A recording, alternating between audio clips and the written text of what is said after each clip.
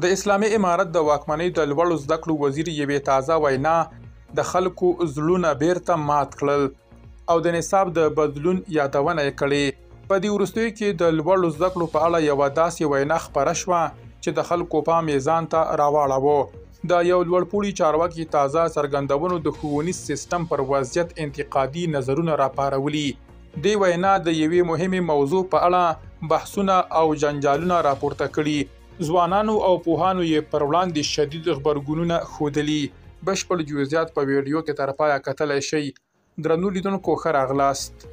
د اسلامي امارت د واکمنۍ د لوړو زده کړو وزیر ویلي چې د افغانستان ښوونیز نصاب ډېرې ستونزې لري او له تیرو 40 کلونو راهیسې په همدې بڼه ښودل کیږي. هر اشغالګر چې راغلی زموږ په نصاب کې لاسوهنه کړې او یو څه پکې ور ډېر کړي دي.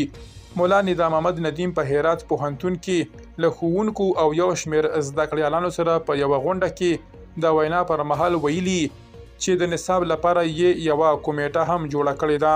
ښاغلي ندیم یادونه کړې په یو کتاب کې راغلي چې ځمکه او اسمان د یوې چاودنې په پایله کې رامنځته شوي. نو دا څه معنا چې د چاودنې په پایله کې رامنځته شوي. موږ مسلمانان یو او باور لرو چې ځمکه او اسمان خدای پنځولي دي.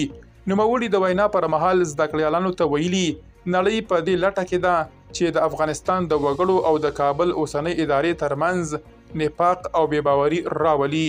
هغه وایي دا ستاسو مسؤلیت دی چې د دغو دښمنانو خبرې واورئ او ورته غاښ ماتونکی ځواب ورکړئ.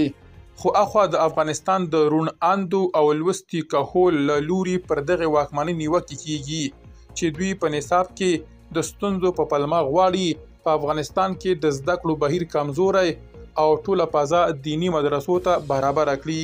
درنو لیدونکو له ملتیا مو مننه.